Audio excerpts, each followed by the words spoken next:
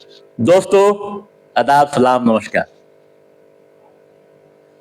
देश में लगातार परीक्षाएं हो रही हैं। बीपीएससी से लेकर कई स्तर से परीक्षाएं हो रही हैं।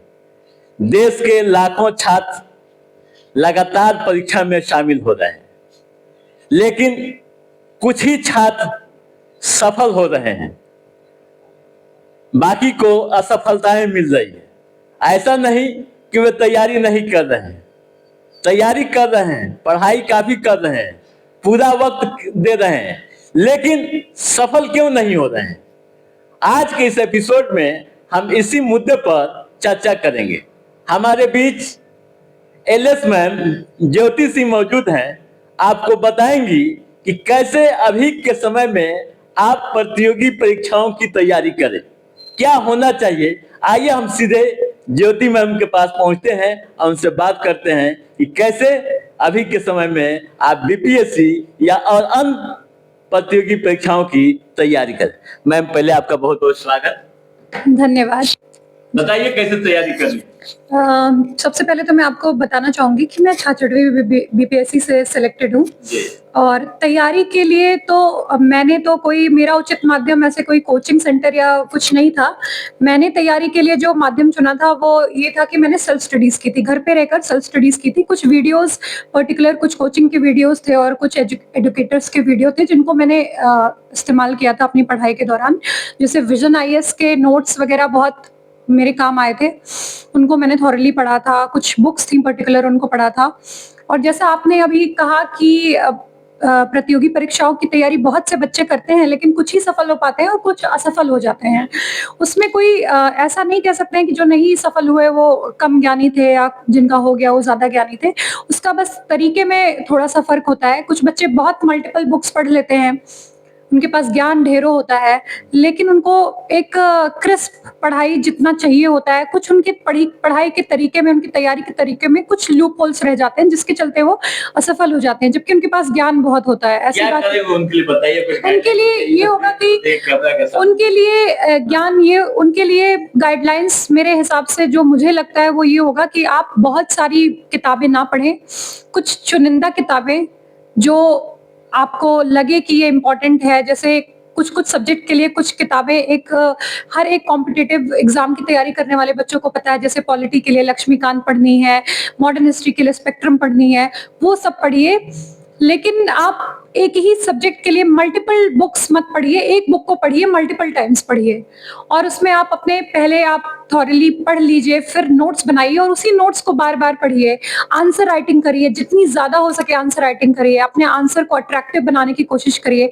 क्योंकि जब एग्जामिनर, जैसा विकास दिव्य कीर्ति सर हमारे फील्ड के बहुत ही रिनोन एजुकेटर है, उनका कहना है कि जब आंसर चेक करता है एग्जामिनर तो उसके माइंडसेट पे डिपेंड करता है कि आपको कितने मार्क्स मिलेंगे। और साथ ही साथ आपके अंदर आप अपने आप को ऐसा चुनिए, समझिए कि आप एक मार्केटिंग एग्जीक्यूटिव हैं और आपको अपना प्रोडक्ट सेल करना है।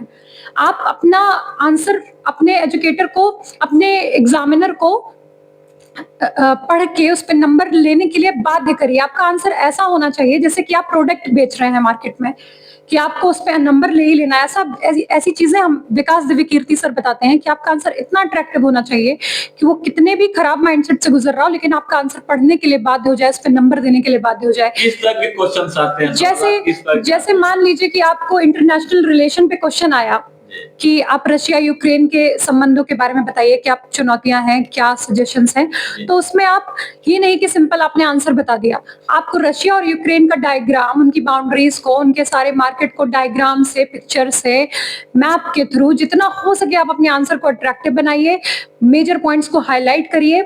जैसे कोई करंट का क्वेश्चन आता है कि ये एजुकेशन से रिलेटेड कोई क्वेश्चन आता है, एजुकेशन पॉलिसी में चैलेंजेस या कुछ, तो आप एक एग्जाम्पल के तौर पे मैं बताना चाहूंगी कि उसको आप मिलेनियल डेवलपमेंट गोल्स हैं, उसके पॉइंट को आप स्टैटिक से रिलेट करके उसको अन्य चीजों से, स्टैटिक का क्वेश्चन है, किसी सब्जेक्ट का क्वेश्चन है, उसको करंट से रिलेट कर दीजिए, उसमें मैपिंग करिए, डायग्राम बनाइए।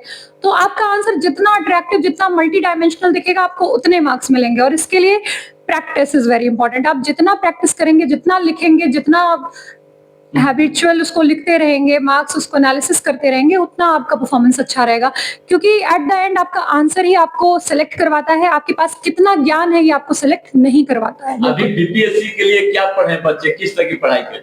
बीपीएससी के लिए हर एक सब्जेक्ट के लिए एक एक बुक है, जैसे मॉडर्न हिस्ट्री के लिए स्पेक्ट्रम है, एंशिएंट हिस्ट्री के लिए आर एस शर्मा है, मेडिवियल के लिए सतीश चंद्रा है, और पॉलिटी के लिए हम सालों से लक्ष्मीकांत रही है। आप लक्ष्मीकांत को बार बार पढ़िए, उसके साथ आप विजन आईएएस के 365 मेंस और पीटी के नोट्स आते हैं, आप उसको पढ़िए। इकोनॉमिक्स के लिए मृणाल सर के नोट्स बहुत अच्छे हैं, और ज्योग्राफी के लिए तो हमेशा से वर्णवाल सर है हिंदी मीडियम में, और जीसी लियोंग है इंग्लिश मीडियम में। इन सारी बुक्स को सभी हर एक कॉम्पिटिटिव एग्जाम की तैयारी करने वाला जानता है। आप इन्हीं सबको पढ़िए, ऐसा नहीं कि आपको कुछ अलग से पढ़ना है, इन्हीं को पढ़ना है, पढ़ना इसी को है, बस आपको अपना आंसर अच्छा फ्रेम करना है। परीक्षा तैयारी करने से पहले कई तरह के सवाल, कई तरह के ख्यालात दिल व दिमाग में आते हैं जी, जिससे बच्चे अधिकांश कंफ्यूज कर जाते हैं।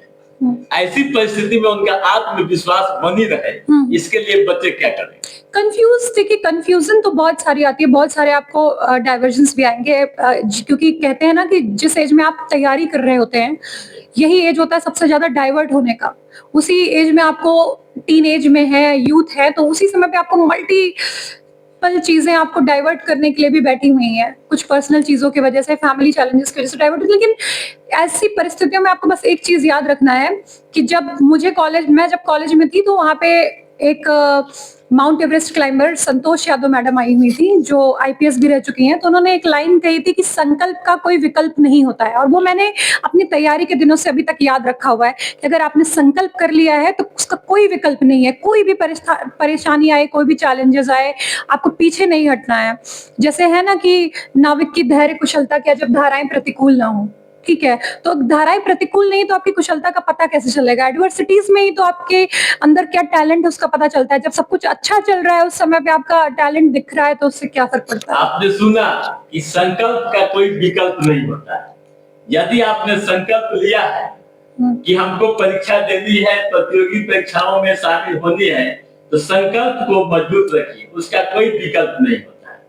क्या आखिरी संदेश होगा आपका?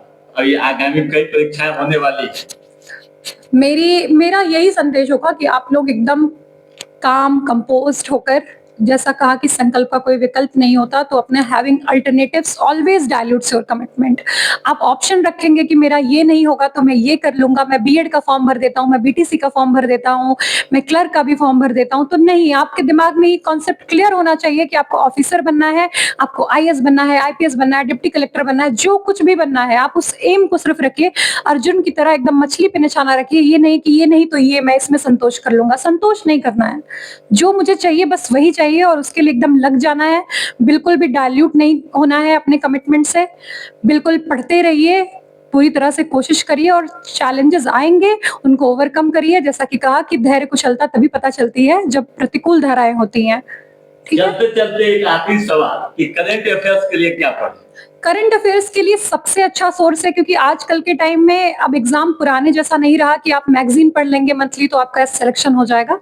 आप डेली टू डेली न्यूज़पेपर पढ़िए, सबसे बेस्ट है न्यूज़पेपर पढ़िए। न्यूज़पेपर में भी अगर आप कॉम्पिटिटिव एग्जाम की तैयारी कर रहे हैं तो इंग्लिश में द हिंदू, इंडियन एक्सप्रेस, और अगर हिंदी में आप हैं तो आप जनसत्ता पढ़िए, बहुत अच्छा न्यूज़पेपर है। उसके एडिटोरियल्स बहुत अच्छे होते हैं। जनसत्ता में एडिटोरियल्स में पढ़ा करती थी, हिंदी में भी पढ़ती थी, हालांकि मीडियम मेरा इंग्लिश था, फिर भी मैं पढ़ती थी क्योंकि उनका एडिटोरियल बहुत अच्छा होता है। आप पढ़िए, उससे लिखिए, अपने पॉइंट्स बनाइए, नोट्स बनाइए, और आपका सिलेक्शन डेफिनेटली होगा। Thank you.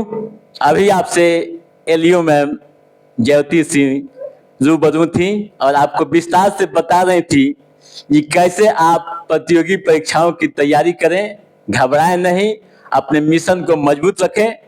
तो दोस्तों, कैसा रहा हमारा ये एपिसोड, कैसी रही मैम की जानकारी, आप हमें लाइक और कमेंट करके जरूर बताइएगा।